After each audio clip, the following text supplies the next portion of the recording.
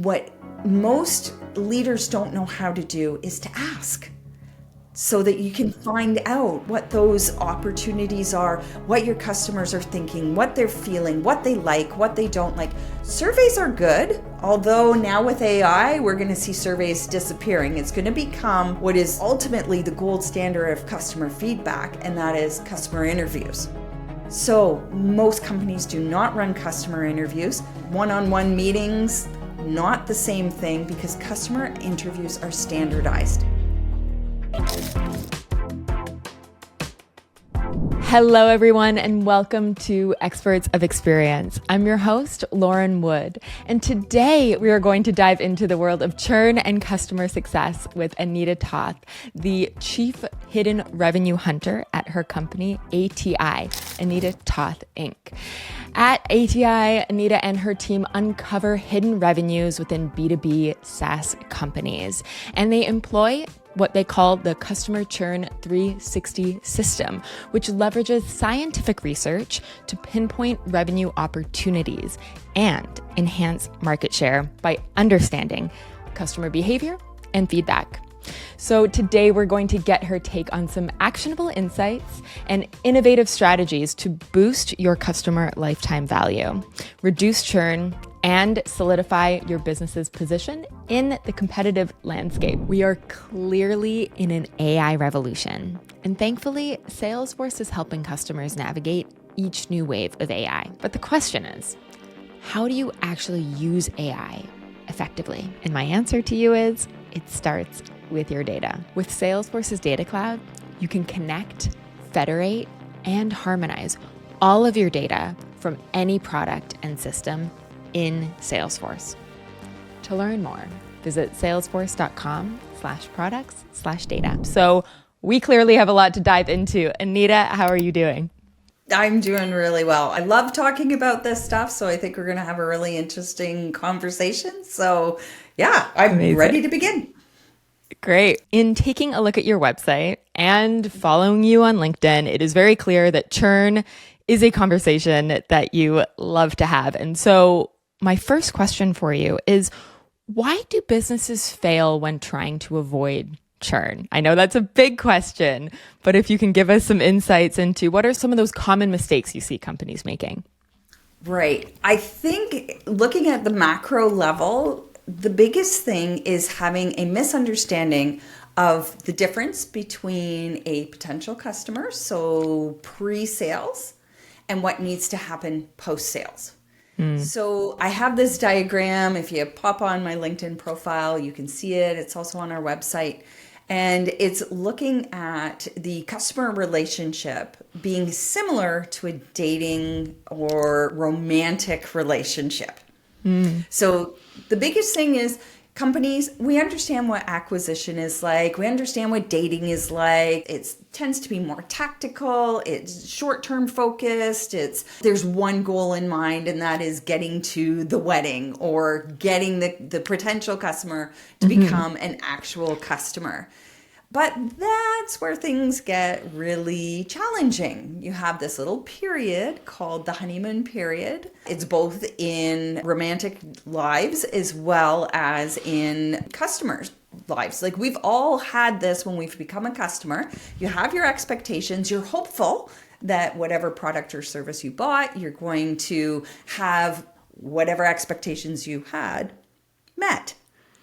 And in that little honeymoon period where your expectations are not being met, seeds of churn are being planted along there, and you can dip into something called buyer's remorse, where very quickly you're like, oh, you know what? This is not what I thought it was going to be.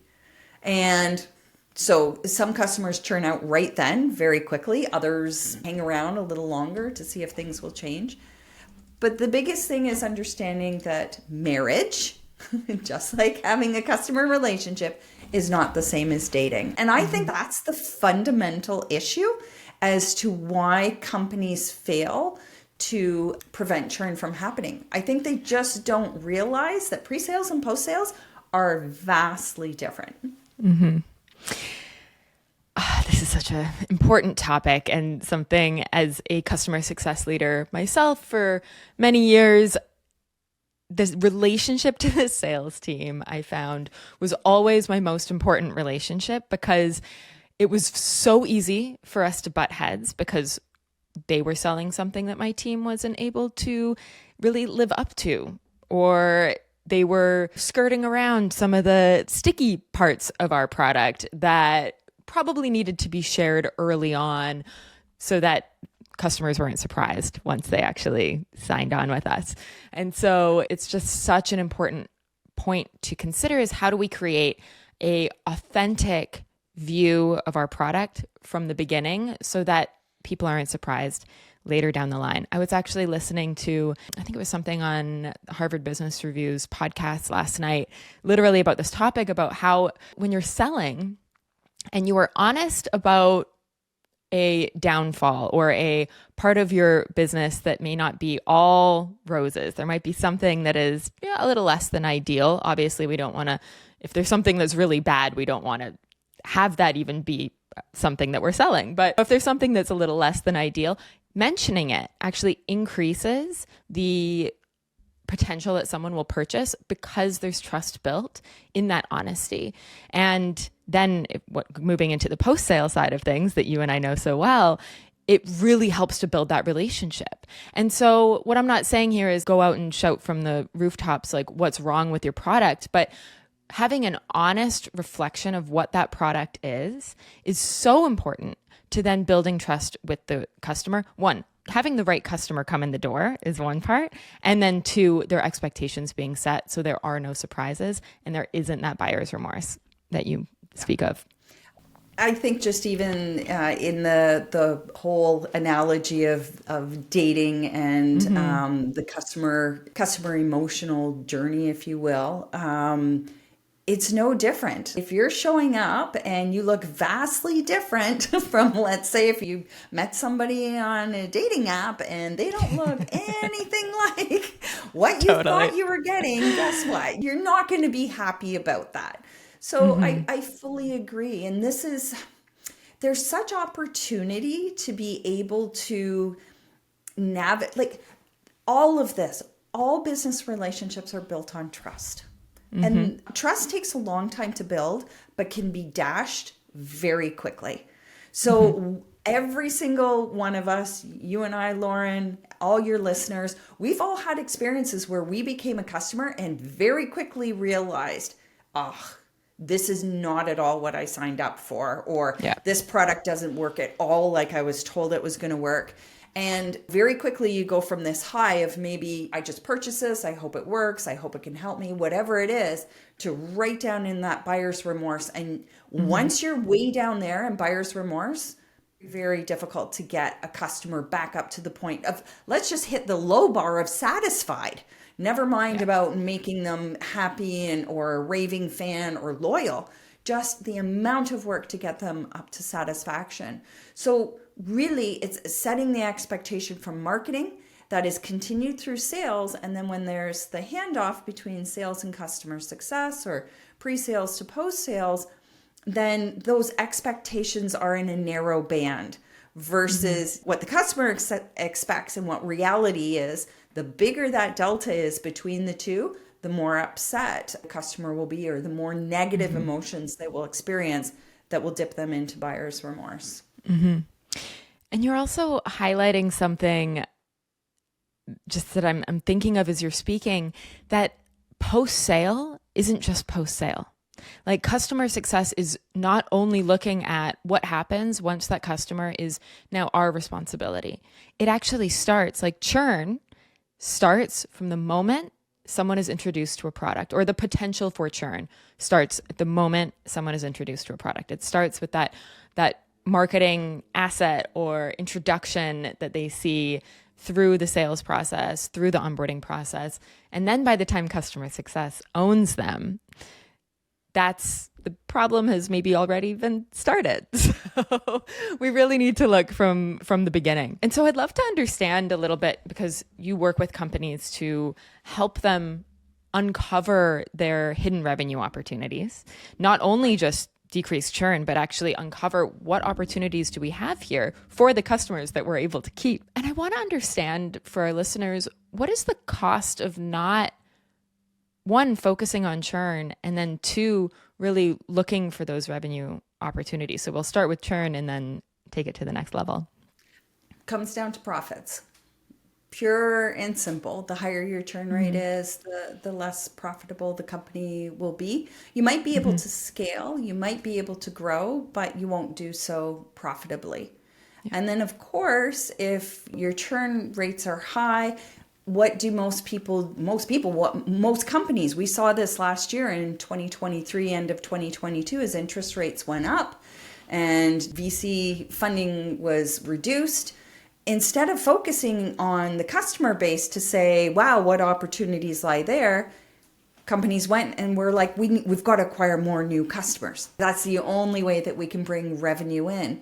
So as you stick with a higher churn rate, the focus isn't often on reducing churn by creating better customer experiences.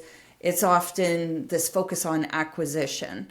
And so it's a real mindset shift that needs to happen to realize your greatest profits sit in your customer base. You've already paid to acquire those customers.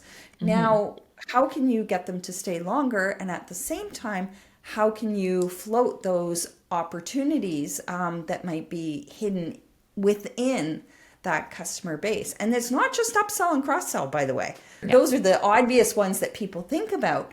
But there are ways to find competitive advantages that your customer base will be able to share with you. That's the hidden. Tell me a little bit more about that. Real opportunity. Yeah. Tell you more what about are it? some Absolutely. Yeah. So the best way to do this, honestly, your customers have the majority of the answers that you're looking for. What most leaders don't know how to do is to ask. So that you can find out what those opportunities are, what your customers are thinking, what they're feeling, what they like, what they don't like. Surveys are good, although now with AI, we're going to see surveys disappearing. It's going to become what is ultimately the gold standard of customer feedback, and that is customer interviews. So most companies do not run customer interviews. Meetings where, one-on-one meetings, not the same thing, because customer interviews are standardized. So you get 15, you get 20 customers of a certain type. So let's just say you're churned customers. You take 15, 20 of those and you ask the exact same question. Because what you're trying to do is limit how much noise you get by asking different questions. By standardizing it, you can compare apples to apples. And that right there is where you're going to start seeing opportunity. But the biggest opportunity is when you do the exact same thing with your best customers. What are they thinking? What are they feeling? Why did they stay? Why are they your best customers? What is fundamentally different about them than your customers that churned or your customers that are in that middle, more neutral group? There's a fundamental difference. And then when I ask this question of leaders, why are your best customers your best customers? They usually say, oh, because they've been with us the longest or they pay the most. That's great, but why? And when you can get to the why and you compare your best customers to your churned customers, that's where your opportunity is. You are going to see so many differences between the two. And then you take that information and you flip it back into marketing so that you can start attracting more of that best customer group. And that's exactly what you said, Lauren. Starting at marketing, taking it through sales into the post-sales side. Yep. I'm so glad you mentioned customer interviews, because this is something I do for my consulting clients as well. I'm assuming you do the same, and having that standardized list of questions and going around. And I find so many companies that I work with, there's a little bit of resistance to it. It's like, I know we need to do customer interviews and I talk to my customers, but really going out and saying, we're going to have a conversation, or we're bringing someone in to have a conversation with you who you can tell everything to. We're not taking any offense. Like, you can tell everything to this third party. It's scary, I think, sometimes. I find there's a bit of a hurdle to come over. And I think part of it is because you don't know what you're going to get. Is it going to be bad? Is it going to be good? What are we going to do with this information? We're on track right now. Is this going to throw us off? But it should. We should be taking those insights and changing the business depending on what it is that our customers are really wanting and needing. And like you said, maybe changing our go-to-market strategy and going after a certain subset of customers who we know not only really enjoy our product, but stay for a long time. They are much more valuable to us. So we should spend our effort going towards them, even if it's a smaller subset of customers than we initially thought. Absolutely. Absolutely. And two things I want to say. One is I find the reason why most leaders are afraid to do interviews is less about what they're going to find, but then it's one of those things that once something comes up and you become aware of it, now you are responsible to take action Yes. around it. Totally. So it's less afraid. They pretty much have some ideas of the good and the bad, but it's, oh, great. Now, if I've heard that there's 30 of our customers in this particular segment all saying the same thing, or 90% of them saying the same thing, great. Yep. Now we have to address it. And like you mentioned, Yep. we're already on track going this way. And does this mean now we have to pivot? Does this mean we have to change? Is that going to be 6 months worth of work down the drain? That is real. I can almost see it when we're reporting results that this, oh no, now it means, to me, I actually think that's a good thing, because if you're headed down the wrong way, I know I want to know before I get too far along and I've invested 6 months or 4 months into something. And then now there's that sunk cost fallacy. We've already put so much in, let's keep going. And then the results are terrible. Yes, it's hard to, as a leader, to hear, maybe this isn't quite the right path. Maybe you're close, but you need to pivot. You need to alter course. And that can be really tough, especially if your compensation is tied to that particular outcome. Totally. And you've got it, something's on track and it's looking good. And then now you get this information. So I really, like, all the years I've been doing this, that is what's really at the root of not wanting to really dive too deep into what's going on in customers' minds. Yep, completely. And I just want to say, for anyone listening, I know you know this, but it's a long game. And this is really what customer success is all about. It's why I love customer success so much, is because it's not just thinking about the short term, how many people are we bringing in this month? It's really the long term, how do we build a business that is going to last and grow and increase revenues in the long run? And sometimes this information, as hard or scary as it may be to hear, is just such important information for you to think about the long-term strategy of your business. And sometimes the feedback also just validates that you're on the right track, which is also really great to hear. But it's important to listen to your customers. Just do it. Just do it. So I'm not even getting past my introduction here because we're going so deep on all this stuff. But I wanted to, I'm on question 3. I jump around. But I wanted to ask you about a bit of a sticky topic these days, which is NPS, and how we can really track the satisfaction of the customers once they have been brought in the door. And a lot of people are saying that NPS isn't a great metric. It doesn't tell us the full picture. It's useless. I've spoken about this on this podcast. Really, some say yay, some say nay. I wanted to get your opinion. So what do you say?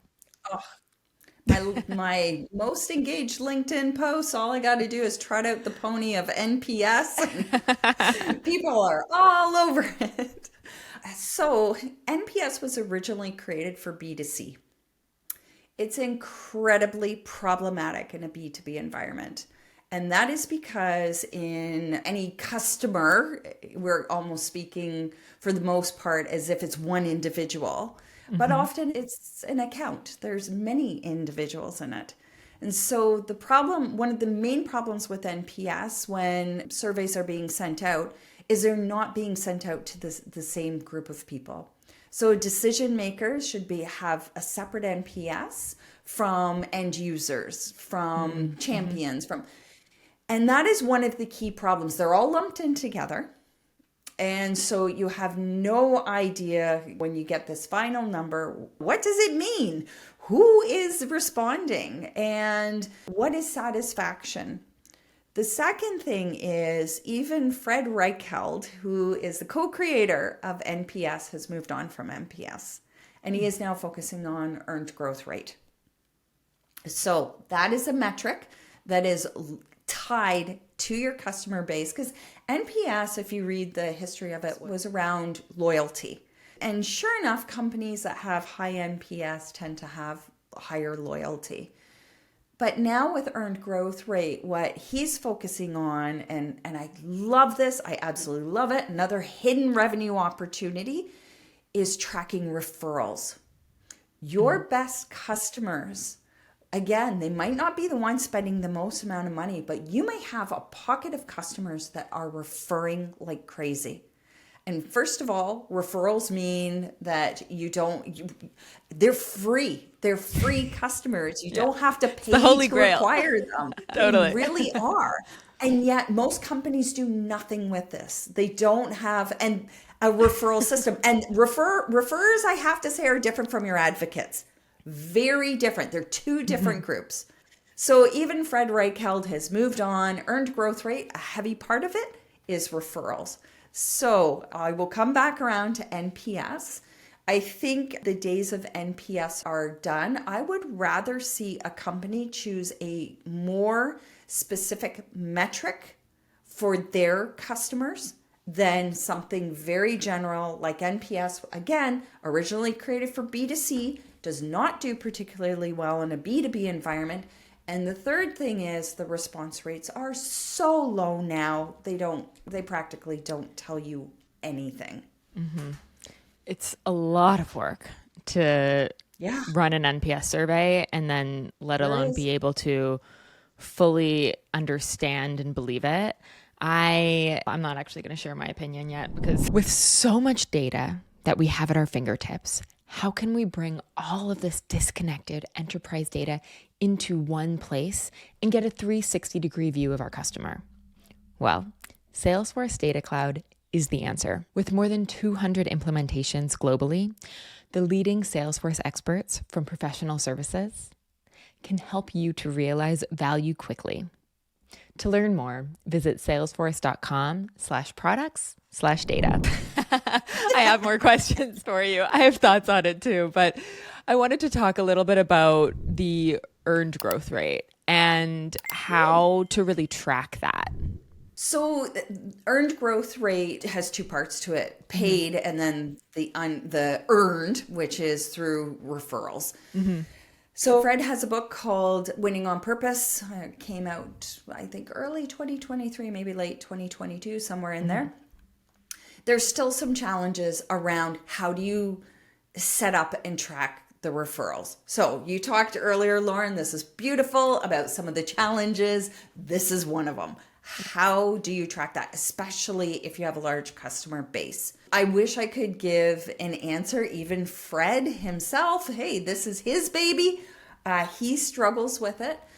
I will tell you personally, in ATI, I have my own referral system that I use, and I track it. So I know who my top referrers are, and I can nurture those relationships. And again, you don't have to make this a big complicated thing. So I have my 10 people who are my top referrers, and I love on those people like crazy.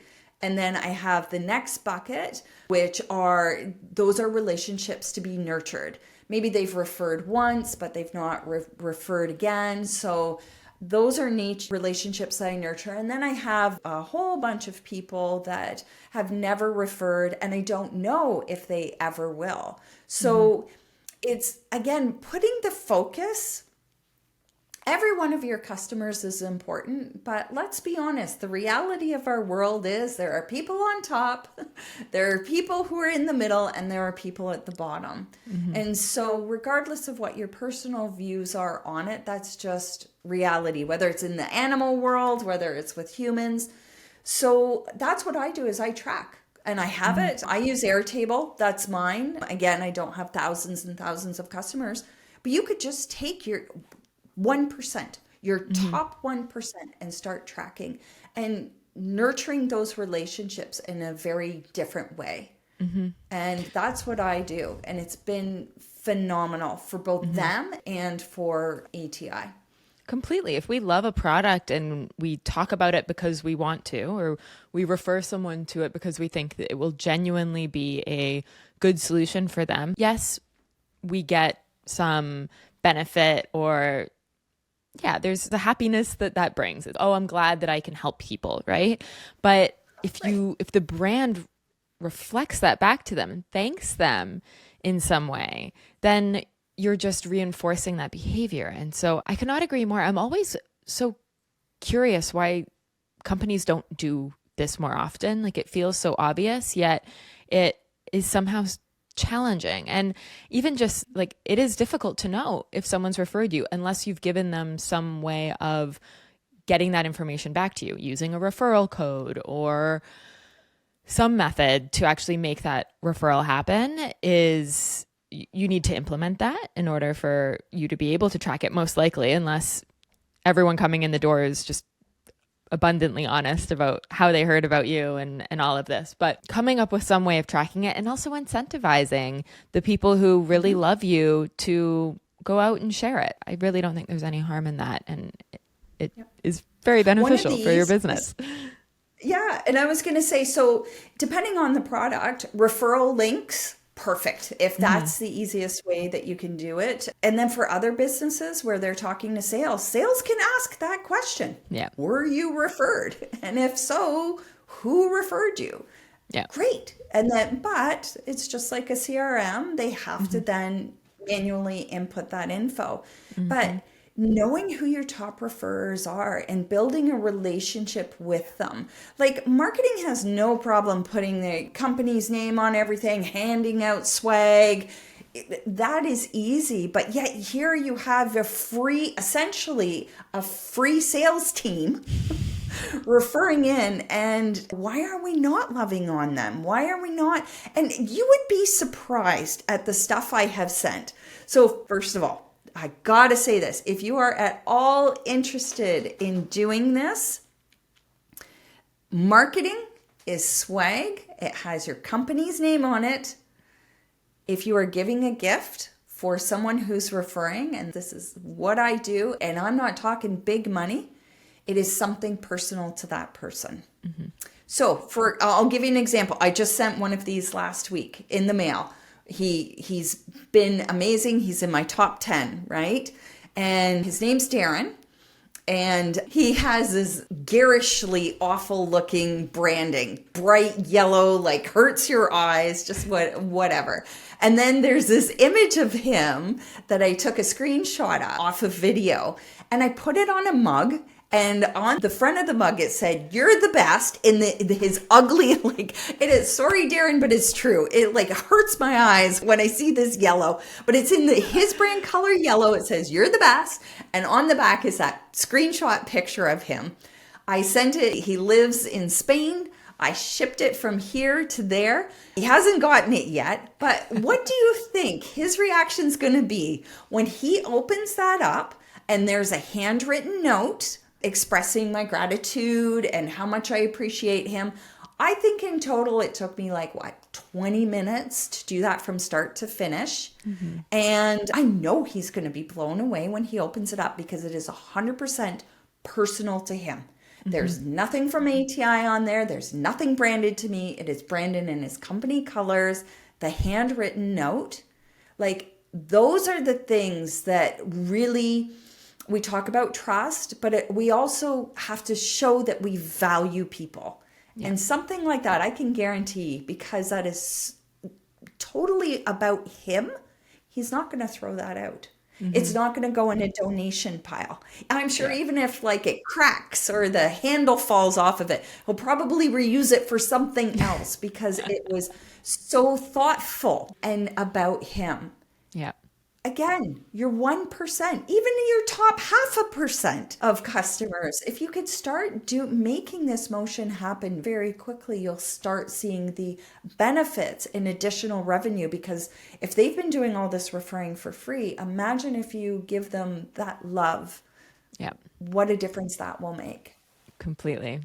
And I will just also say that sometimes those personal notes I think this is why people don't do it sometimes, is because it takes effort and thought and you knowing your customer really well. And so anyone who's customer facing in the CRM should be looking out for, what is this person like? What is their unique interest? We should always be taking note of that so that it makes this gifting process easier. And then I will also share a tool that I use a lot for this. If I maybe didn't know someone that intimately and couldn't come up with that really special, unique gift, a friend of mine started a company called Loop and Tie, where you send them a collection of gifts that they get to choose from. And it feels personal because they choose the thing that they actually want. Like, I don't want to send someone a bottle of champagne that, like, maybe they don't drink, maybe they're just going to throw this away. I want to send them something they actually want to use. And Loop and Tie has been a great tool for me. So just plugging that right now because I love it. I wanted to go back to the NPS conversation a little bit because Okay, yes. customer satisfaction is still something we want to know. Like, of course, if people are spending more, great. But if we have them in a year or multi-year long contract, how can we really tell how they're feeling, how they're doing? And NPS has been the, let's say, Band-Aid for that, especially in a B2B environment where we don't have that many people to create. Maybe we do, but it's not like a consumer brand where there's thousands of people using your product. Maybe it's less than that, and NPS can be tricky, and let alone trying to actually get people to respond to the survey. It's just, there's not going to be enough coverage in terms of your customer base. So how else can people get an idea of their customer satisfaction to know if customers are at risk or if they're doing really well and we can start to reward them for that? Or what do you think? Oh, it's huge. First of all, something like customer satisfaction, those scores, if you're using like an actual CSAT, which is, that's transactional. Sure. That is like what happened just immediately before. Are you satisfied with the results of that? There are times I've been satisfied with the results of it, but I'm still planning on churning. So I can give a thumbs up. It was good. I'm satisfied. I'm happy, but I'm still leaving. I'm not happy with your overall product. This is where it becomes important to have multiple places where you're collecting that type of feedback.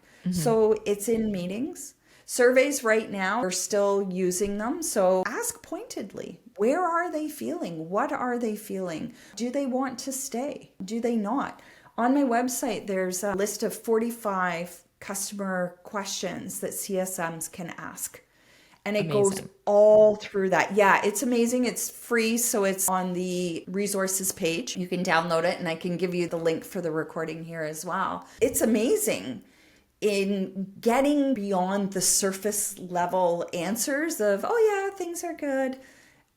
Because you've got to come at this at different ways, right? Like we're all busy. We have our social face, our public face. We have our what we're like at home. And it's like, how can we keep testing different ways to see, okay, they said this, and then I heard this, and then I heard this. Oh, wait a minute. If I'm linking those up and I'm really listening, it sounds to me like maybe they're not really happy, even though they tell me they are. So that list of questions, and actually that list of questions was from a LinkedIn post I did. And there were like, I think 150 different questions I got, and I boiled it down to top 45. You can start asking those questions, and the questions are for different parts of the customer journey. Onboarding, during that time, midway through, and then pre-renewal.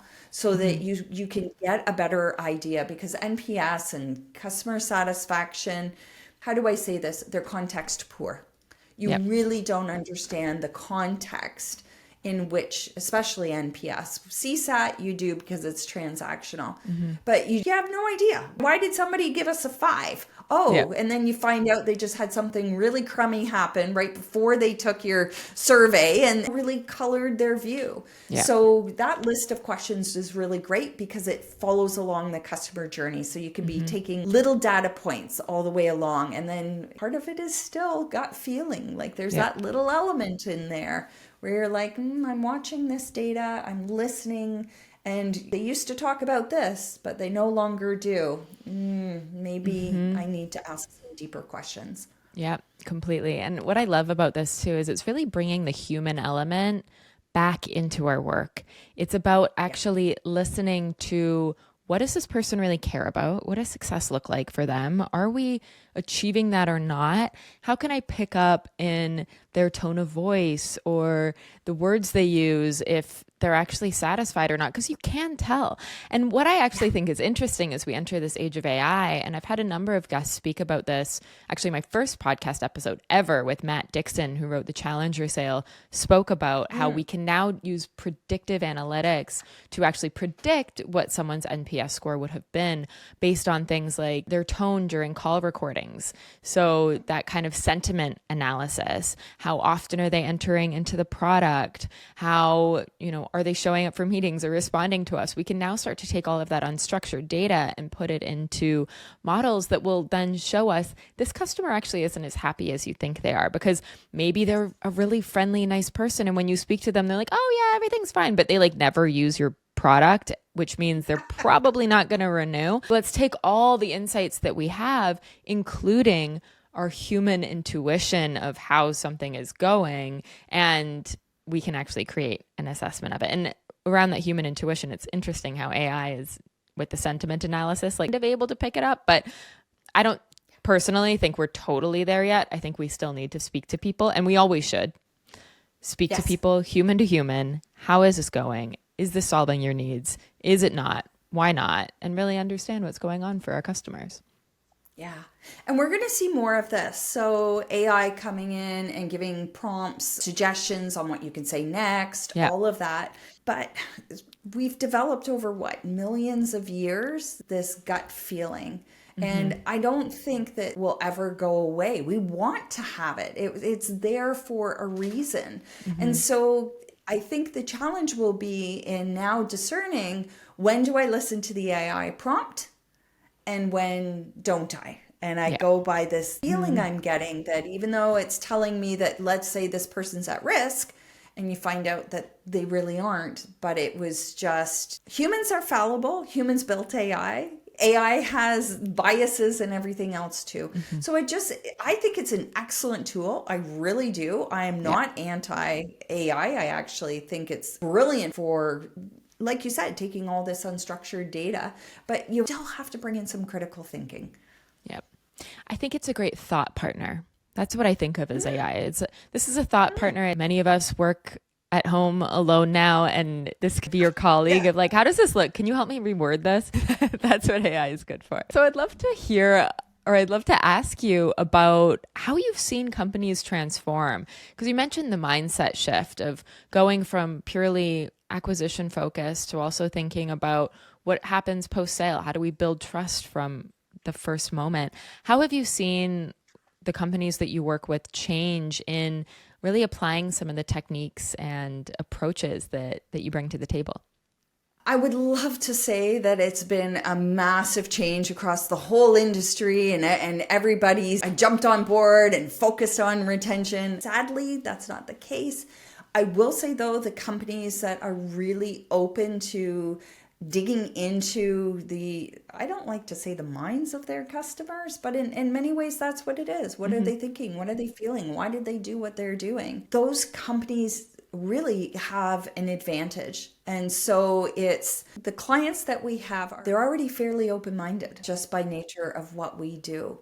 So then they take the data that we give them through those customer interviews, and then they can just really accelerate what they're already doing. And I think that's the biggest difference. On the whole though, software, and it's so heavily focused on new customers, new acquisition.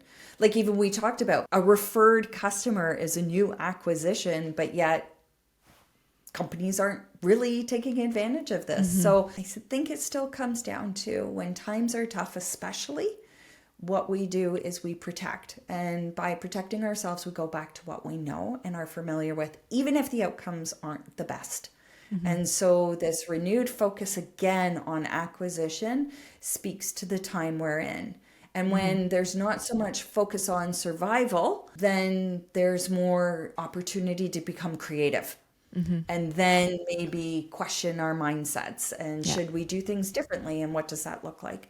So I think for the next little while, I'm starting to see some changing attitudes, which is wonderful. Some of that thawing is happening, but it's going to take about 12 to 18 months before things really change and settle. And I think then we'll see again this sort of renewal, more creativity, more just being more open to other ways of acquiring or keeping customers. And generating revenue. Yeah, But generating revenue. but I fully agree with you. I think of it as that short-term versus long-term approach. When we're feeling really tight, we need to just think short-term, how do we get to the next month? And it is harder to think long-term, how can we start making some investments in our business that are going to take us further, better, faster, all of that in the long run. So I completely hear you with that. What are some of the ways that you approach helping organizations to shift their mindset from that short term to that long term, or that acquisition to really getting creative about the post sale? First of all, it's not immediate. It takes some time. It's really in showing opportunities that are being missed and then market pressure. Really, that's what it comes down to. It is a discussion of money, plain and simple. I wish it was something else, but it's not. It is really tied to your competitors are doing this, you're losing market share. Maybe it's time to start looking at something different. And the answer lies in your customer base. And so then we run a set of customer interviews, 15 on those churned customers, 15 on your best customers. And then right there in the comparison, you can see those opportunities, and that becomes really the initial or springboard to larger conversations. Because I think I mentioned it earlier, it's starting to take what your best customers are doing and taking that information and making a link between customer success and marketing. Customer success knows the customers best. So it's how do you get that data out of customer success into the hands of marketing so they can start attracting better fit customers, which we know then sales can close faster. They become much better post sales. They tend to refer more, like all of those things. But you've got to get that engine going somehow. And it starts, sadly, talking about what you're losing out on. There's a lot of missed opportunities here. So let's start talking to your customers and identifying them. Completely. And starting with your customers, because we can hypothesize all day about what it is we think our customers want, or obviously looking at the data, looking at usage data, how are people responding to things? That is very helpful, but there is nothing as powerful as actually hearing it from your customer's mouth, in them saying, this worked for me, this didn't work for me. I've been using this tool, but I don't actually feel like it's solving my problem, or whatever it is they have to say. We need to actually hear from their experiences.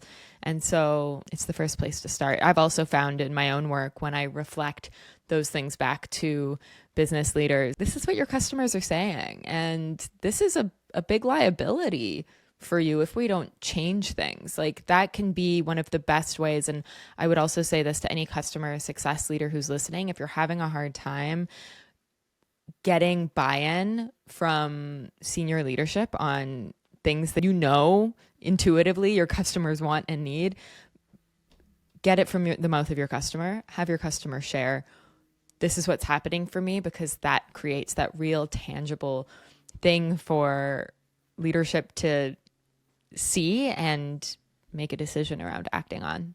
I would love to give a tactical tip if I could. Please. Lauren, you teed that up beautifully. And that is here's your tactical tip. This is what we do when we're reporting to our clients. And that is take video snippets of that particular thing. And don't show one, don't show two, show at least 3 different customers saying the exact same thing. Mm-hmm. They can't refute that. So Completely. really what you're trying to do is overcome whatever stories they've told in their mind. And Mm-hmm. when customer number one says it, maybe they can go, whatever. That's just, they're an outlier. Yeah. Well, customer number two, who's maybe one of our best customers, is saying that. Oh, wait a minute. Now you have a third and they're saying the same thing. And all three of these are our best customers and they're all saying that. Okay, maybe, just maybe, we need to have a look at this. And that's why it's very critical when you're interviewing customers, you interview them in segments. Keep all your churned customer interviews the same questions, and then also your best customers. Because if it's all over the place, then there's opportunity to be like, yeah, but that customer churned. It doesn't really matter. They're not with us. But boy, oh boy, do you ever get their attention when you say, yeah, so we spoke to 30 of your best customers and this is what they said. And we heard 8 of the 30 say this. Maybe there's something going on here you might want to have a look at. Great tip. Love it. Well, Anita, I have 2 last questions for you. The first is I'd love to hear about a recent experience that you had with a brand or a company that really left you impressed. What was that experience? Tell us about it. Oh, wow. It's this program that I joined about creating referrals, referral partners, a referral system. I had an onboarding call. I was really surprised at how well they had gotten to know me, and they've been phenomenal at supporting me as I took this course. So it's called Rich Relationships. RICH is actually an acronym, but don't ask me what it is. Probably the word referral or refer or something like that. Refer something is likely the R. The rest I have no idea. It has been amazing. I love them. And if that doesn't sound like a good thing, when I talk about the gifting and all of that, it's actually called Giftology, and it's the same group that does it. So Loop and Tie, I'm going to check them out because guess what? That fits very well with what I do with Giftology and now this referral system. They've just been phenomenal. And especially when I was really struggling in the beginning and just wrapping my head around how the whole system works. Now that I've got it set up, oh, it's gorgeous, but it took me a little bit and they've been fantastic. Awesome. I'll have to check that out as well. Those are great insights. Thank you. And then Yeah, my you're last welcome. question for you is what is one piece of advice that every customer experience leader should hear?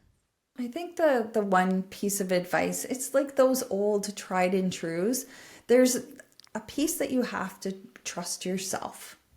So it's trusting that if it feels like there's something more that you could be doing, then there probably is. If it feels like you might be off track, then you're getting that gut instinct for a reason. And if something really, really matters to you, fight for it. And trust yourself. Collect the data, like you said, getting that buy-in. It's not instant, it's not a one and done. But if your gut feeling is really saying, there is something here that I know can be a game changer, not just for the company, but for the customers, and you really believe in it, trust yourself and go for it. Such important advice, truly, because especially in a customer facing role, especially if we are in customer success or customer experience and we are that customer facing person, we get to hear a lot about their experience and we get to really see how what it is that we're selling, how our customers relate to it in the long term. And we get to pick up on a lot of insights. And just like you said, trust yourself. Listen to that intuition of saying, something's not right here. Or this has been an issue for multiple customers, but maybe it's looked a little bit different. Dive into it, understand it, follow that intuition because again, we're talking about human relationships. There might not be blatant data that says, look here. Sometimes you have to follow that intuition to then find that blatant data, but it might not always be so obvious. So thank you so much for sharing that, Anita. It's been so wonderful having you on the show. Yeah, can't wait to see what's next for you. Yeah, thank you. Really excited by it all. And I think the biggest thing that came out of our discussion today is you said it so beautifully. This is still human to human. AI will be there and it's going to change the way we do things, but we're still humans involved with other humans. That's whether it's B2B, B2C, just whatever it is. And what are those fundamental tenets? Trust. We want to feel valued. We want to feel heard and respected. And I think if you can hit on all of those four and find ways to build them into the communications, the process, everything that you have to do with your customers, it's going to be reflected in how long they stay. Yeah, completely. Awesome. Thank you so much. We'll talk to you soon. Thanks, Lauren. Take care.